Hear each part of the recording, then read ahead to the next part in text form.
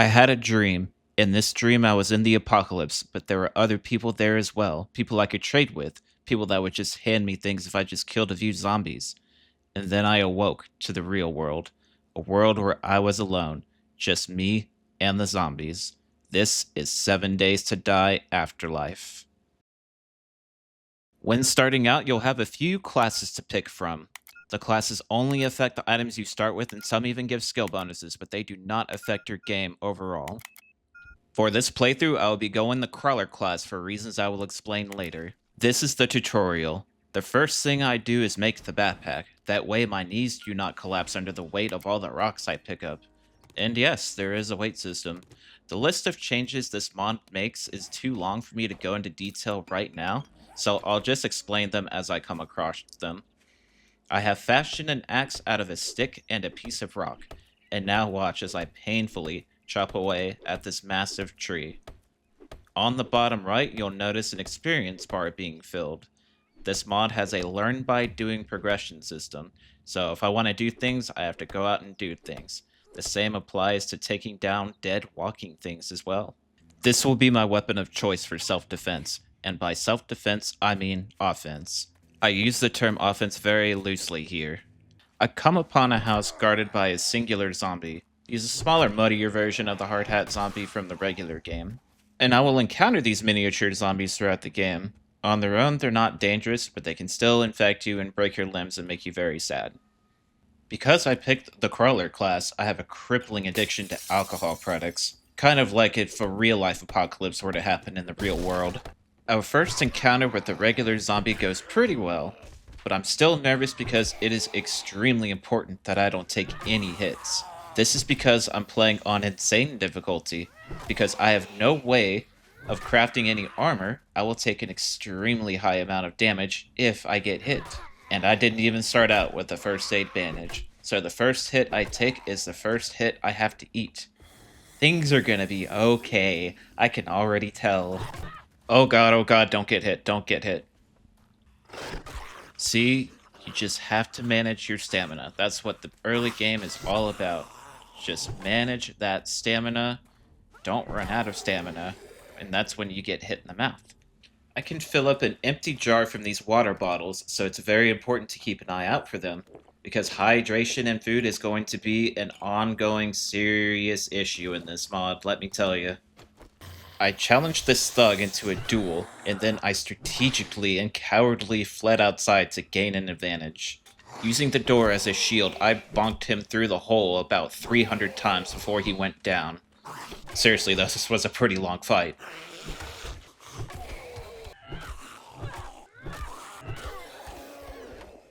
I Jack Nicholsoned the door and spotted the loot. There it was, right there.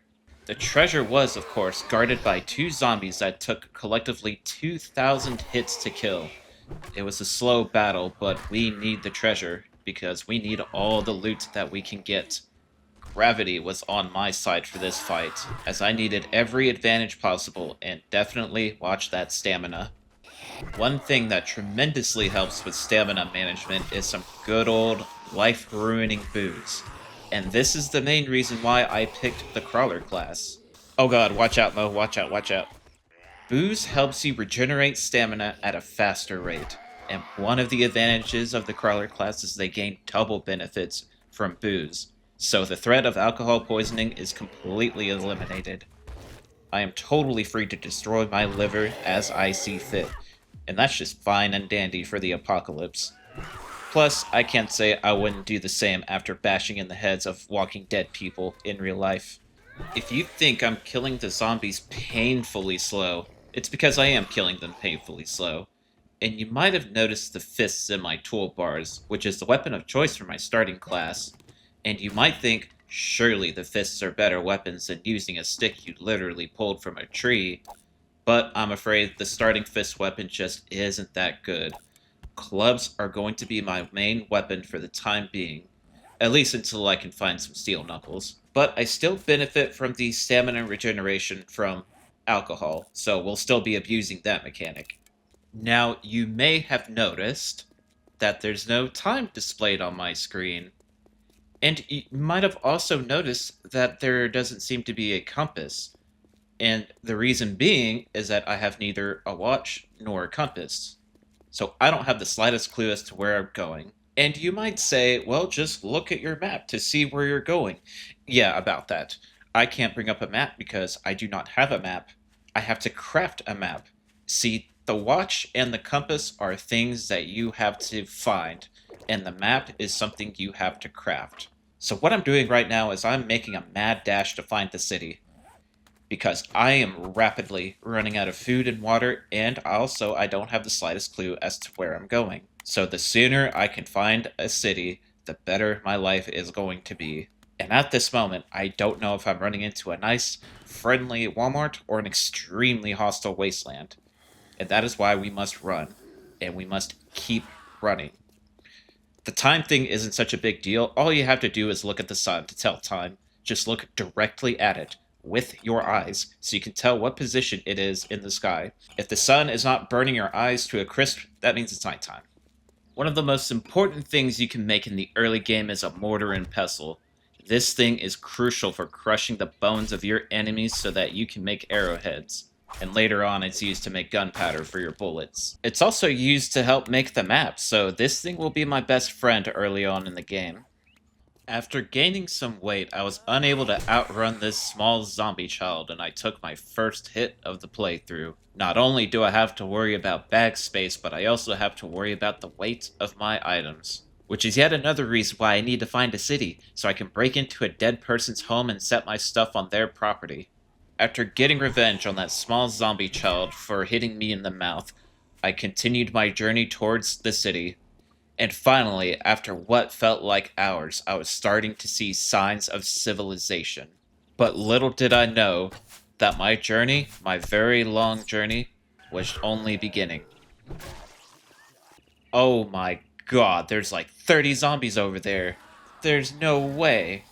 Okay, well, we will just have to run straight by them. By the way, it might be on insane difficulty, but it's on default speeds. With default speeds being jog during the day, run at night, and then ferals are always sprinting.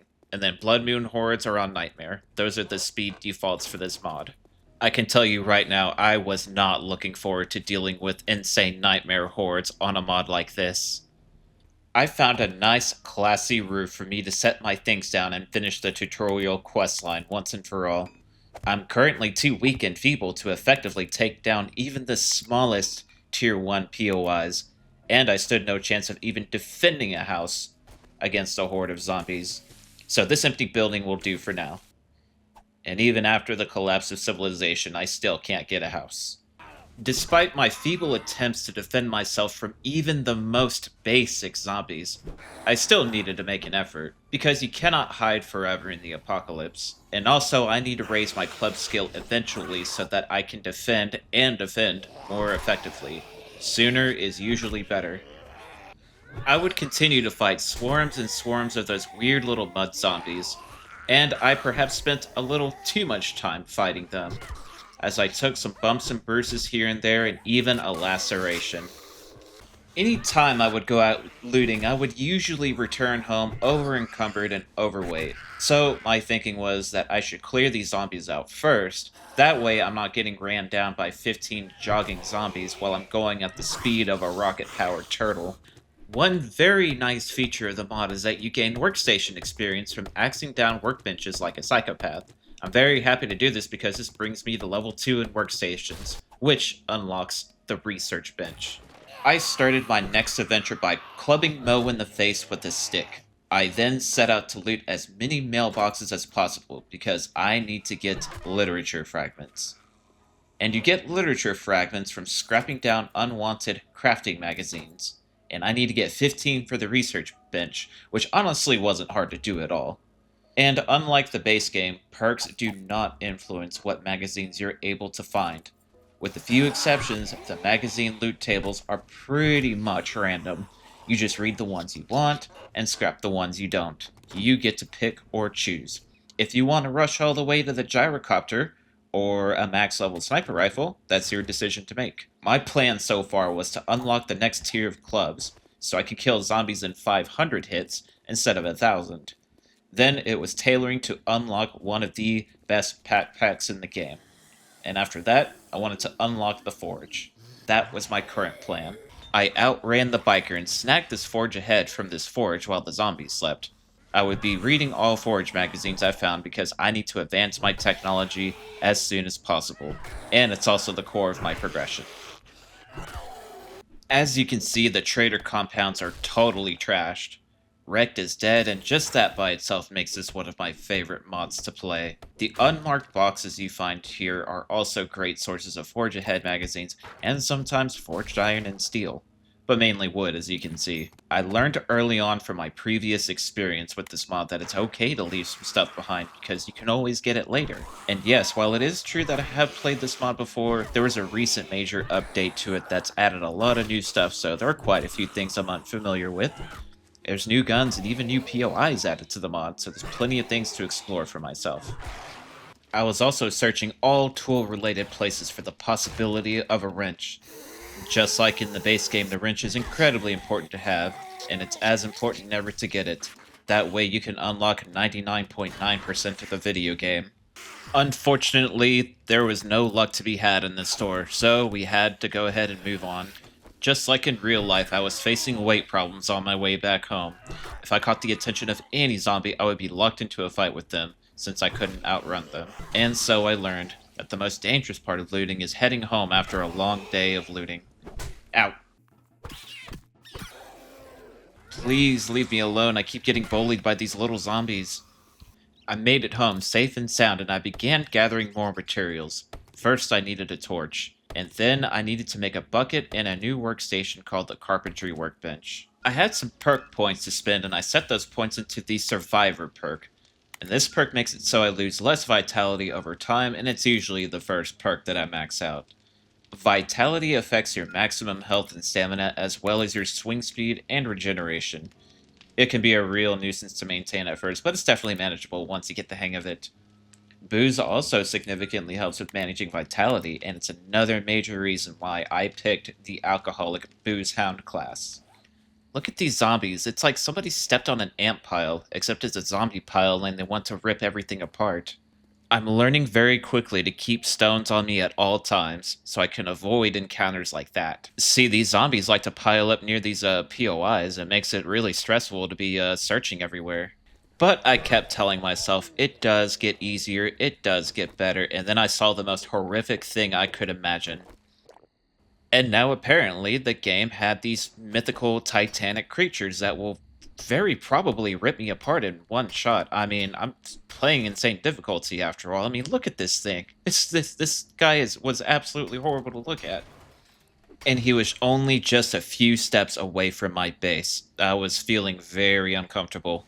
But first I had to do some looting. And this was not a permadeath playthrough or anything like that. I would still retain my injuries, but I do want to kind of play like it's permadeath, you know? I don't want to just throw my life away.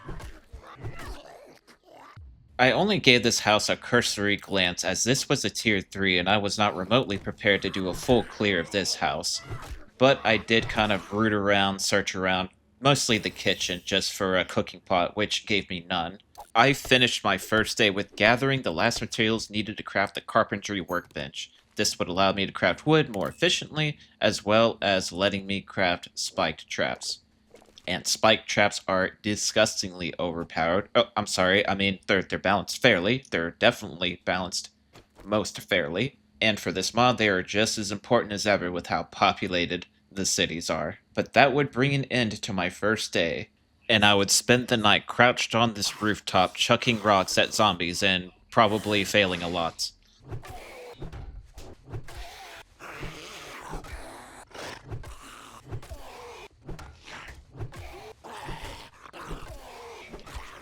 And that's what the game is like without Pummel Pete. I hardly slept because these zombies keep chewing on the wood down there.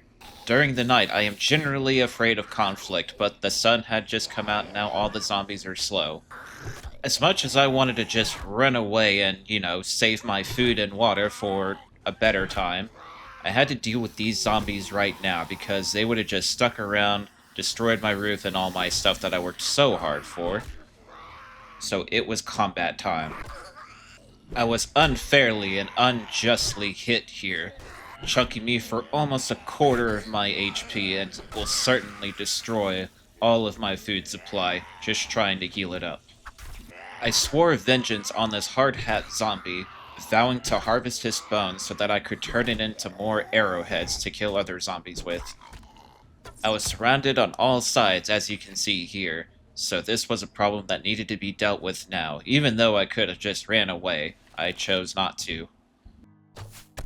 And besides, all my food and water is going to be trashed after that hit anyway, so yeah, we just gotta deal with our problems head on. You know what I mean? It truly was a never-ending wave of zombie after zombie. But one way I looked at it was, zombies are just walking bottles of glue and arrowheads. I continued punishing this zombie for not dying fast enough, and after she went down, I would go on to embark on my next journey. Except I didn't, because I got cornered by these two immortal zombies. I was then struck in the face, which hurt both my head and my feelings. Any normal person would have just simply walked away from conflict, but I am in the apocalypse, and plus, that zombie bow made it personal.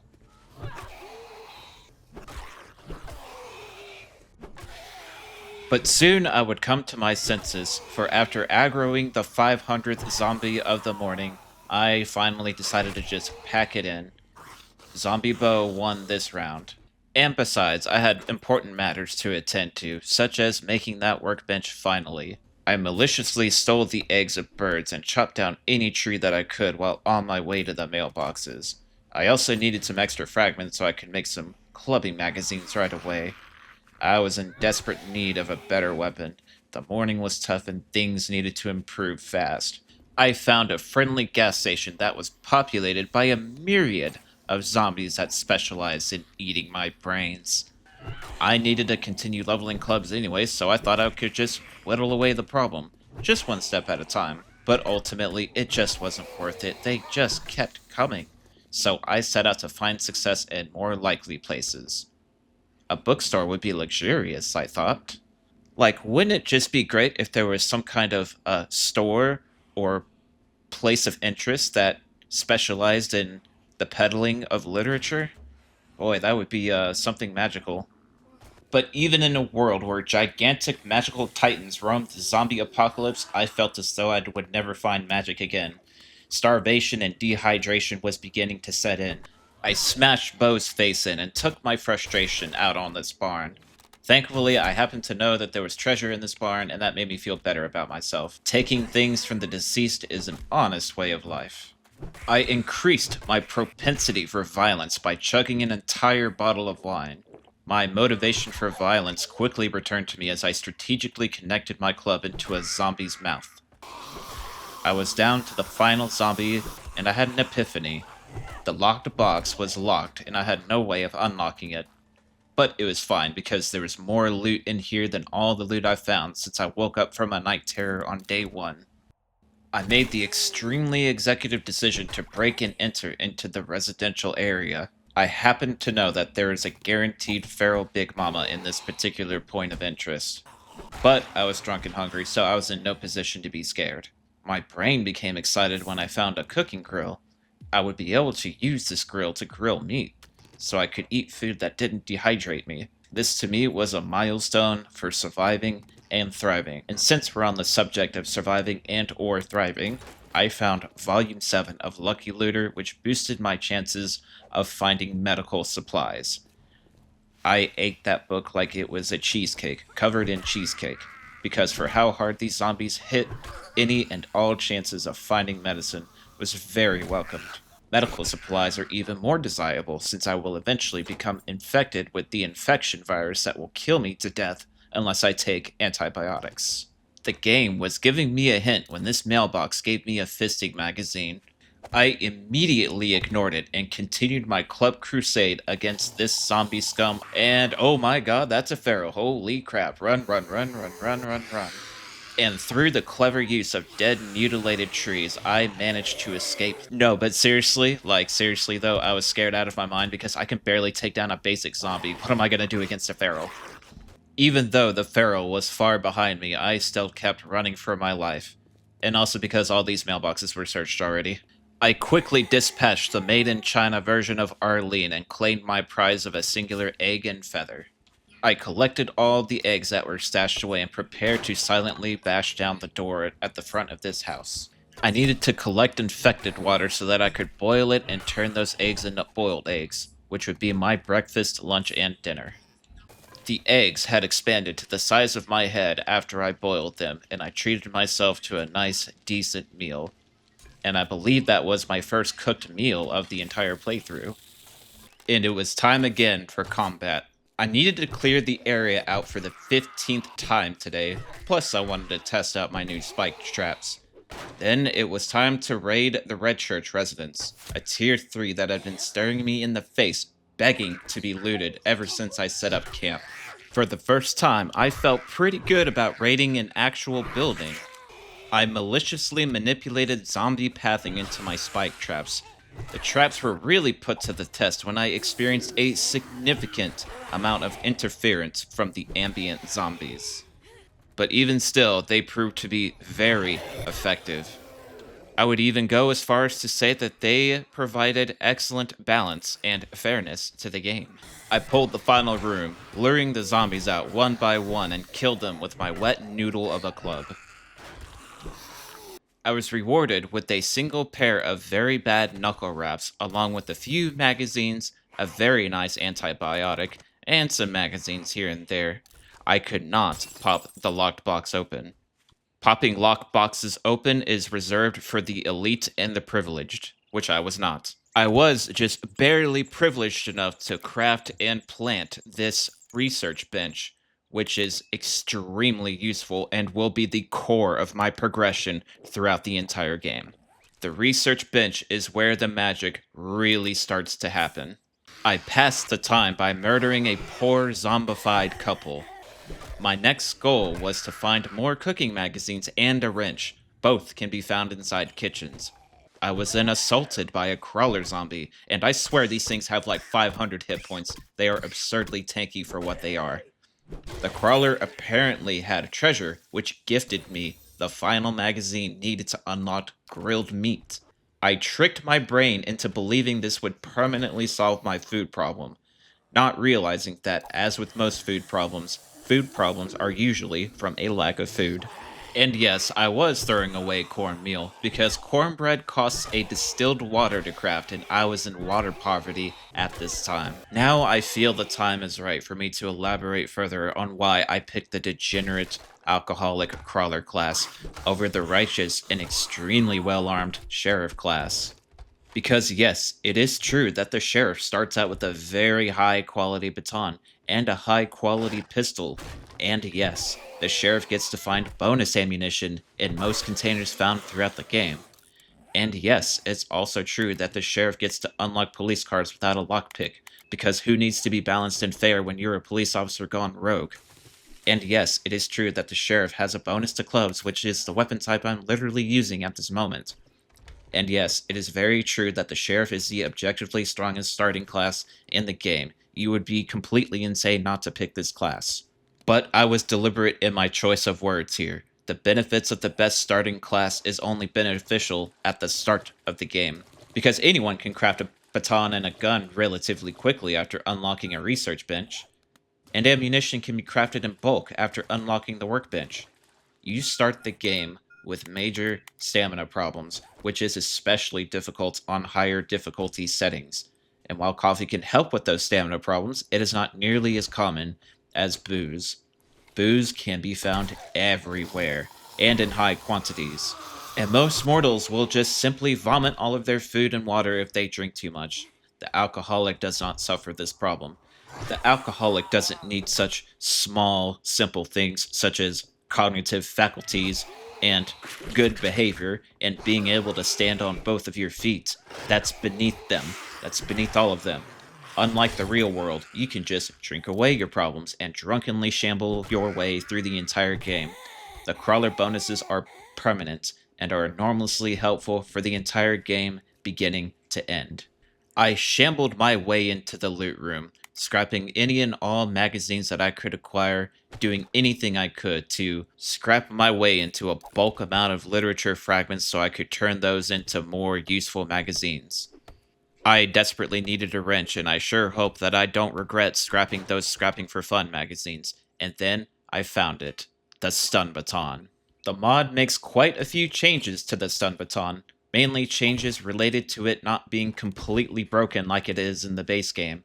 However, it is still enormously useful, and it would stay on my bars for the entirety of the game.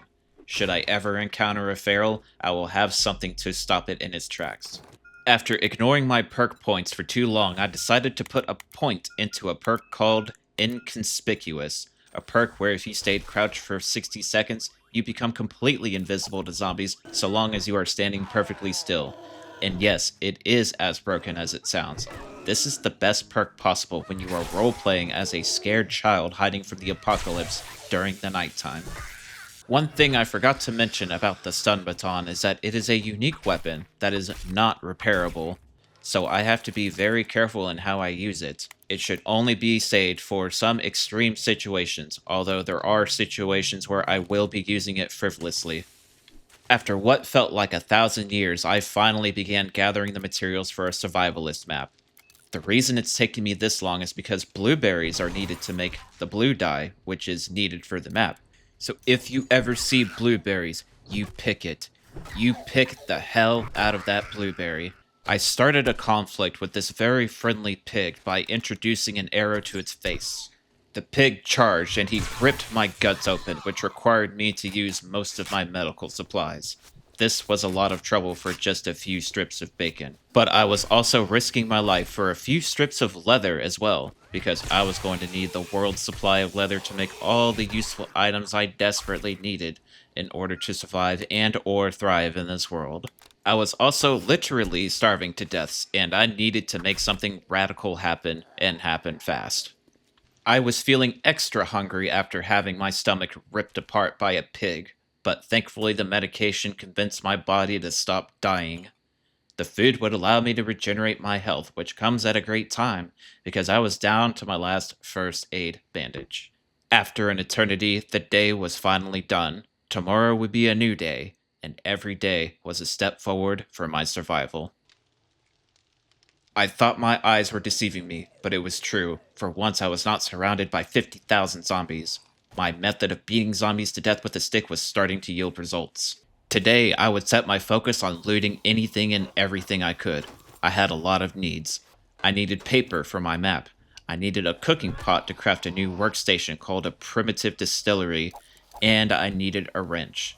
I was able to harvest water from these 2 water bottles, which came at a great time, because my water supply was really starting to look grim. The success of this playthrough hinges on my ability to raid and loot. Better weapons allows me to kill better zombies. Dead zombies opens the way to loot.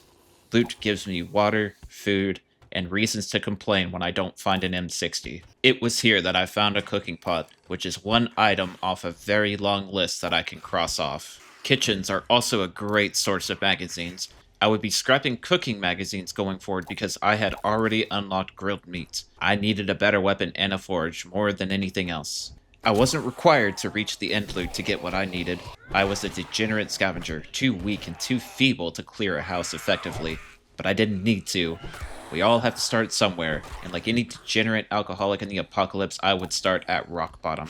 And I would pledge to drink and fumble my way to the top. But I also acknowledge that I have a lot of drinking and fumbling to do before reaching the highest mountain. Knowing my position, I had no qualms sticking my hand down a dirty toilet so I could fashion a map out of some toilet paper. I made a deal with this zombie that I would trade his life for a chance at looting a wrench from one of the workstations. But I was bamboozled. However, I did get the last paper I needed to finally make the map. Then I was chased out of a home when Tommy slapped my head with both of his hands. I called that good enough and headed home, but I had also picked up a few eggs on the way back. I baked a few magazines in the magical research oven and began the creation process of a primitive distillation configuration thingamajig. In previous versions of Afterlife, you would have to boil water for 20 minutes before getting a singular drink that barely hydrated you, but this has been slightly reworked. and now you smelt water in the water smelter, and then you craft water when it's ready, very similar to a forge. I picked a few pumpkins straight from the ground and ate them raw, including the dirt that covered them. My magazines were completed, and I was finally able to fashion a pipe baton out of the skin of a dead pig. All I needed now was to stab a tree to make some pitch and to kill a few thousand zombies guarding the way back home. I gave the wooden club one final killing spree for its send-off, got myself hit in the mouth once again by Tommy, and told myself to just make the damn baton already. The baton was finished, and I already had a stupid zombie to unleash new heights of violence upon it. It still took a few hits to kill a basic zombie, but combat was already starting to feel much better. I took a point into Loot Hoarder, which allows me to loot more hordes, and then I dumped the other point into Survivor. My next crafting project was going to be a new backpack, which requires me to get 21 in tailoring. My pillaging and looting was going to take me farther and farther away as I progressed, and a new backpack would open up a lot of bag space and allow me to carry heavier things without collapsing my spine into small pebbles. I crafted a meal of eggs that were bigger than my head, and I had even more spike traps crafting. I prepared myself to make the next journey. In my limited wisdom, I was determined to keep clearing out the zombies wandering my area, not knowing just yet how futile this effort would be.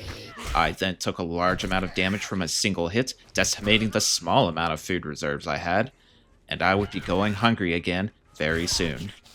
In this mod, you do regenerate health more rapidly, but it comes at the cost of food. Playing at such a high difficulty, if I take even just one single hit, it is going to completely decimate my food supply. One solution to take is to use first aid bandages, but I lacked the mental capacity to craft first aid bandages, so they were in extremely limited supply. Bandages were reserved for emergencies, and I will choose starvation over not having first aid on hand. With surprisingly little zombie encounters, I scavenged around town looting garages and outdoor containers and even the occasional cement mixer. I continued walking until I was challenged to a duel by Skeletor. I quickly resolved the problem with violence. And finally, I had found the shopping center of the city. And shopping centers mean two things: mailboxes and Crack-A-Book. Actually, this is a Crack-A-Cafe, which is a tier 3 and quite a bit smaller than the tier 2 version, weirdly enough, but I was more than happy to rate it. I gave Marlene a lesson in physics, showing her what happens when a baton made from a dead pig crashes into a zombie skull. I paid my respects to the great writers of the apocalypse and tore the pages off of the books. I needed every piece of literature I could get so I could teach myself how to make a better backpack. I persuaded the zombies to walk face first into my spike traps. But I needed to head home, because the night was very rapidly approaching, and I was getting quite heavy with all my education. I don't show it here, but I'm actually quite far away from my base, and so I drank a Mega Crush to speed myself up. Being caught at night with thousands of zombies roaming the street at running speed was not my idea of a good time. Good God, I hate Tommy. I will tell you what my idea of a good time is: eating raw pumpkins and jamming a jar inside of a tree for honey extraction. I concluded the day by littering the roof with more trash so I could not break my knees under the weight of survival and survival-related items. I spent the rest of the night gathering and crafting, which is about the most productive thing you can do when you're scared of the dark like I am. I had the magazines I needed being cooked in the research desk. The backpack was going to be unlocked very soon. But I will have to wait until sunrise to gather the materials.